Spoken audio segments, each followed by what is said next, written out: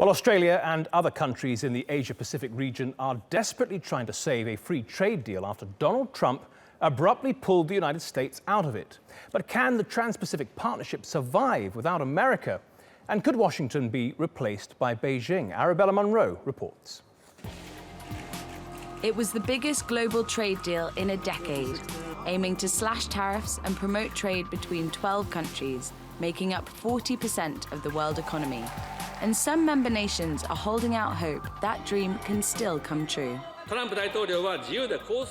We believe that President Trump is aware of the importance of free and fair trade. We will continue to calmly seek his understanding of TPP's strategic meaning. Without the biggest economy in the world, that agreement is under threat.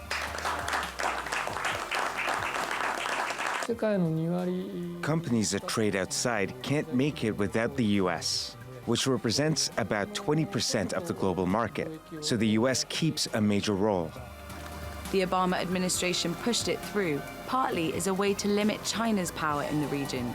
But the deal's unpopular with opponents on both sides of the political divide. Overall, in the context of the rise of anti-globalization and populist movements, free trade is in a difficult situation. For China, excluded from TPP, this could be an opening. We want to have more opportunities with more markets. We already have a China-Australia free trade agreement. Certainly there is the potential for China to join the TPP. And the Chinese government's implied it is ready to take advantage of the economic vacuum left by America's withdrawal. The Asia-Pacific region should carry on playing the role of engine in the global economy, build an open economy, and make contributions to the world's economic growth. We think that in the present situation, no matter what happens, all nations should keep going down the path of open, inclusive, and continuous development. But it's not all rosy for China. They are part of the global supply chain for auto parts, whether it's Chinese-owned manufacturers that manufacture in China, or actually Japanese or European or Taiwanese-owned auto part manufacturers that manufacture in China. So clearly, auto or auto parts are going to be an issue, and products that come from China are going to be subject to higher fees or tariffs if Trump's able to implement what he's threatening to do. We've been talking about this for a long time. Thank you. Donald Trump may have signed away American involvement in TPP for at least the next 4 years.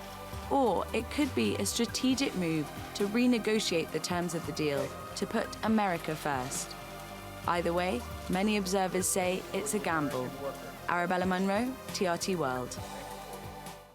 Well, TRT World's editor-at-large Craig Kapitas joins me now live from Paris as ever. Craig, just want to pick up on that last point in Arabella's report there. He's either signed away America's partnership with the other powers in the Asia-Pacific for 4 years, or he's looking to renegotiate. Do you have any hint which it is? Renegotiate. That's what's going to happen here. Look, China can buy legitimacy and applause, as they did last week at the World Economic Forum in Davos. But China is not the new epicenter of democratic capitalism. It just doesn't work that way. No, certainly not. But that's what I want to get to then. As a partner, as a substitute for Washington, if in fact that ever happens in this trade agreement, do you think that they're a good substitute? I mean, they don't buy nearly as much as the Americans, for example? Well, there's 2 points there, Matthew. First of all, it's not really about how much stuff you buy. It's about aspirational economics. I mean, call me when you find an American or anyone who wants to emigrate to China to start a company. America is the engine of global capitalism. Number two, what this deal was about was a rules-based system. Okay, everyone was supposed to follow the rules. Well, the Chinese were supposed to follow the rules when they joined the World Trade Organization. Did they? No, they didn't. They have counterfeit goods, they have intellectual property theft, the list goes on and on and on. And in fact, just last week, the true colors of the Chinese economy were shown in northern China in a very large city called Shenyang, where it was finally discovered that for the past 4 years, that city and the surrounding province had been inflating its economic statistics by 20% for the past 4 years. We've all been, something we've all been expecting and suspecting the whole time, but now they finally admitted it. Let me ask you very briefly, if the United States stays out of the TPP agreement, is there any point really in these smaller countries struggling to keep it alive? I think it's going to stay alive, but if a new deal isn't signed by Trump or negotiated by Trump, which I believe from what I'm hearing it will be at some point, I think they're all going to come into that. But remember, there are other trade deals these countries have in the region with China, and they're still in effect.